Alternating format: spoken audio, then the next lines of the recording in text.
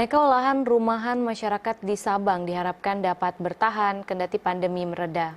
Untuk terus berkembang, usaha ini perlu mendapatkan dorongan dari berbagai pihak.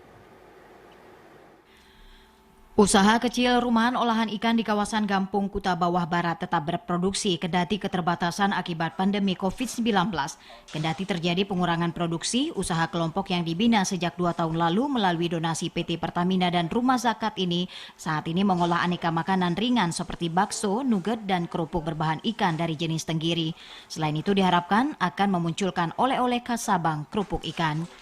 Nuriana dari pemasaran menyebutkan sejumlah warung sudah menjadi langganan kelompoknya, sementara hasil keuntungan dapat setelah seluruh produksi terjual dan akan dibagi rata kepada anggota.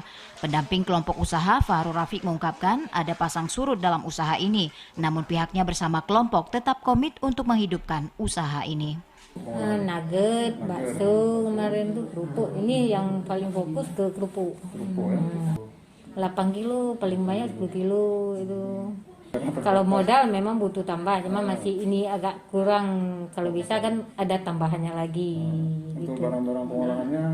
Kalau untuk barang pengolahannya udah cukup tuh. Kalau bisa untuk modal membeli ikan-ikan, nah itu kan sekarang kan untuk stok yang lebih banyak. Apalagi sekarang cuaca keadaan kayak gini kan agak kurang jalan kerupuk. Awalnya masyarakat, tapi awalnya itu kelompok mereka ya seperti itulah, tidak se-efektif ini kan. Setelah ada CSR dari Pertamina maka lebih efektif. Pelatihan mereka dapat di akhir November 2018, instruktur dari Dinas Perikanan.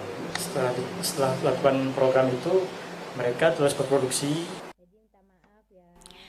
Ia berharap meski dalam keterbatasan kondisi saat ini, usaha rumahan ini tetap bertahan dengan dorongan dan dukungan dari berbagai pihak. Dari Sabang, Mahfud Taher, kontributor TVRI Aceh melaporkan.